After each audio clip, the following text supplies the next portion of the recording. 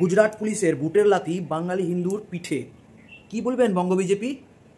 হ্যাঁ, সব নেতারা কি বলবেন আপনারা? হিন্দু হিন্দু ভাই ভাই। তাহলে এই ভিডিওটা দেখুন। আমার নাম বুদ্ধদেব বাড়ি। আমি কাজের জন্য সুরাট যাই। আমাদেরকে যে কন্ট্রাক্টটা নিয়ে গেছিলো 400 টাকা ডেলি হাজিরি, কাজ করলে 400 টাকা দিবে, না কাজ করলে পয়সা দেবে না, এইভাবে কথা বলে নিয়ে যায়। আবার ওর মধ্যে খাওয়া দাওয়া থাকা।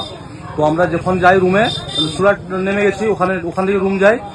রুম যেতে আধ ঘন্টা লাগে। আধ ঘন্টার পর অটোয় করে গিয়েছিলাম। তারপর খাওয়া দাওয়া করে স্নান করে যখন ঘুমাই, রাত্রি ঠিক 12টা 1টার দিকে ওখানকার পুলিশ আসে, কবাট ভেঙে আমাদেরকে বুট দিয়ে লাফ ফাত মেরে তুলে নিয়ে যায়। আমাদেরকে বলে যে তোমরা বাংলাদেশ থেকে এসছো। আমরা তখন বললাম যে আমাদের আধার কার্ড আছে, আধার কার্ড দেখো।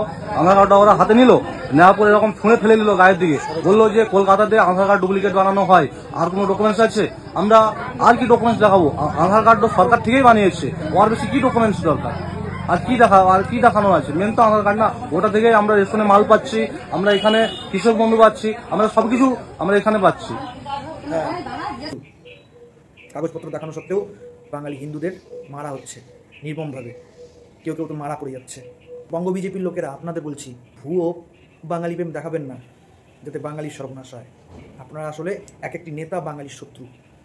জয় বাংলা।